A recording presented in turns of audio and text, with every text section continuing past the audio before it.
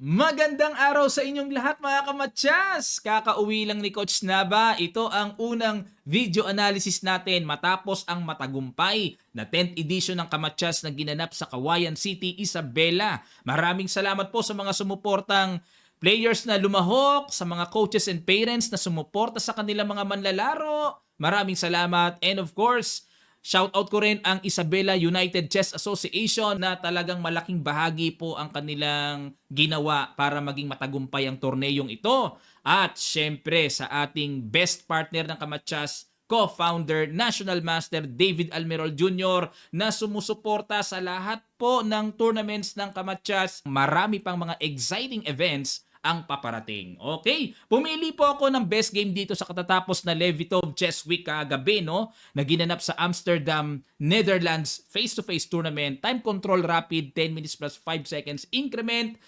Laro ni Wesley kontra kay former world champion Vladimir Kramnik. Ayan, sa end part ng video, papakita ko sa inyo ang final standing kung sino ba ang nag-uwi ng 40,000 euros. White dito si Wesley ang ginawa, nag E4 at nag C5 si Kramnik, Sicilian, Knight F3, E6, Open Sicilian, Knight takes D4, Knight F6 at ito yung tinatawag na Taimanov variation with A3. At nag-Bishop E7, Bishop E3, develop, castle, Bishop E2, magka-castle na rin, nag-D6, Queen D2, E5. Ayun, inistorbo kagad ang knight sa D4, knight B3 lang. Ayan, dito mga kamatyas sa mga tagapanood nating beginners, hindi ko mo may hamon ng ganyang exchange ay kakagatin na kagad natin ng exchange. Ha? Lagi nating isaalang-alang kung makakatulong ba ito sa posisyon niya o hindi. This time makakatulong kasi kontrolado ang D5 at the same time makapagbibigay pa later on ng magandang opportunity sa black na makaatake sa queen side. Okay, kaya dito maintain lang, knight B3 lang. At nag-knight takes E4, pinasimulan kagad ni former world champion ang kakaibang sacrifice na yan. Excellent move, bookline pa rin, knight takes E4, D5, yan ang mabigat dyan. Yan ang laman yan. May D5 na buo sentro. At nag-knight G3, D4. Kuha din naman, bawi din naman yung sinacrifice. Bishop H6 at yan ang lumalabas na bagong sangag sa posisyon na ito mga kamatyas. Dahil sa mga nagdaang laban, ang palagi ang ginagawa dito ay Bishop takes D4. Pero sa computer engine, sang-ayon siya dyan sa old line. Pero dito iba tire, oh. Ayaw ni Stockfish, nilagyan ng bad move. Capture, takes, Bishop G5, atake, Queen H5 at nag F5. Tumbok ang approach na dapat gawin ng black. Nakita ni Kramnik, ganda ng control sa sentro. H4, Bishop F4, Bishop C4 check, King G7, Knight E2, Bishop H6, puro good move ang tira ni Kramnik. F4, ayan, sa kagustuhan ni Wesley na kahit papaano mabungi-bungi naman ang massive control sa sentro at kinapture lang. Castle, another bad move pero ang plano ni Wesley ay tagpasin ang pawn na yan, maka-atake sa king, pero dapat daw ang tira ay Bishop D3. Ayan, yan ang mga pagpapahinog, islog-islog ng computer eh. O pero balik tayo sa castle at nag-knight E5, inatake ang bishop, Bishop D3, F3. Ayun, na-realize dito ni Kramnik, total, makukuha lang din naman ang pawn na yan ng swabing-swabe, ipinangsira na niya. Binalik niya pero makakasira ng White King, makakapagpa-expose. O di kahit papaano, di ba? O halos pareho ng bukas ang G-file, o mapanganib sa puti yan. Bishop E3 checking H1 at nag-Bishop E6 develop, Knight C5 atake sa Bishop, Bishop F7, yun lang. Ayan, atake sa Queen. Saan pupunta? Only move, Queen takes F5. Kitang-kita sa evaluation bar, talagang napakalaki ng lamang ni Kramnik dito. Queen takes H4 checking G2. O, di ba? Nakakatakot na. Nag-rook AE8, good move. Depensa muna sa knight. At nag-knight G3. Knight G6. Yan ang simula ng ginhawa ni Wesley. Naka-recover. Ayun. Dito kasi, ayan, naalala ko sa live natin no kagabi kahit medyo late akong pumasok, marami pa rin sumuporta. Thank you so much po ha. Ayan, naalala ko sa live natin kagabi, dapat ang tira Bishop F4. Yan ang accurate.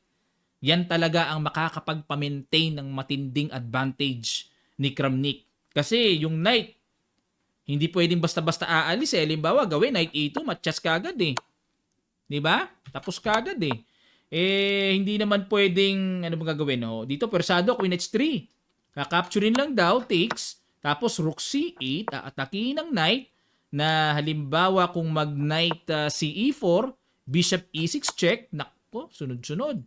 King G2, King H8. Yun lang, ang lalim ng King H8. Oh. Iwas lang sa mga check-check na paparating, pero may mga Rook G8 na, yan, matinding pressure yan.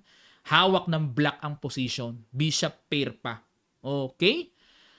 Pero, ito ginawa ni Kramnik. Nag-knight G6 eh. Rook H1, good move. Queen G5, ayun na, brand X pa. Lumamang pabigla si Wesley. Dapat daw ang tira ay Bishop D5.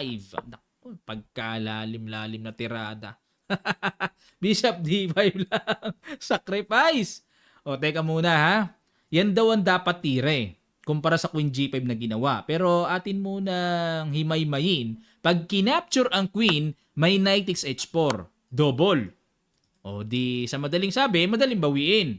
Pag nag-King H3, Knight F5, Knight F5 check, King H8 lang. Okay? Ano lamang, quality up pa rin, maliwanag. Material advantage ang black. Okay? Decisive. O dito tayo, balik tayo. Ngayon, di pala pwedeng capturein. Paano kung ito naman ang capturein, yung bishop? May knight F4 check, bababa, king F1, kakapture muna ng tore kasi makakabawi ng ganun-ganun lang eh. Di ba? O yan, at least nakakapture, then knight D5, lamang pa rin. Lamang pa rin ng malaki quality, tapos masyadong nakakatakot na ang white king dyan, expose. Yan, balik tayo. Pero Queen G5 ginawa eh. Knight E4, nako, brand X din. Na-miss naman ni Wesley na dapat ang takbo ng kabayo doon, pasugod sa D7. Tapos ito continuation, Rook H8, capture, Bishop takes, Knight F5 check, King G8, and Rook A G1. Ayun, sabay baba ng King F1 para yung tore magtatrabaho sa pressure na maibibigay sa G-file and H-file. Ayun, lamang ang puti dito. O, balik tayo. Pero ang ginawa, nag-knight CE4, knight F4 check, good move, king F1, kinapture na takes, nag-king H8, knight E3, capture, at nag-knight F6. Ayun, bumaliktad pang bigla ang position. Ganyang kahiwaga ang chess, mga kamatyas. Konting pitik lang ng mali, bumabaliktad kagad eh. Kaya kailangan consistent talaga eh. E2 check, kinapture lang, good move. Kasi hindi pwedeng capturing yan, may rook takes H7, matchas. Kaya dito, king G7 muna, takes, bishop D3, target ang pawn, H5, king F2. Ayan, naalala ko na naman sa live streaming natin kagabi, pahinga na to. Kumbaga, konting kembot-kembot na lang ay madali na sa puti. O walang masyadong problema eh. Rook D8, King E3, Knight E6, o mild na lang eh, 'di ba? Walang compensation ang pagka-quality daw ng black eh. Rook D7. Pero pagka ganitong winning, tandaan niyo po mga kamatyas, kalaki pa rin ang pag-iingat. Laging iingatan hanggang dulo. O H4, Rook B7, o harvest time.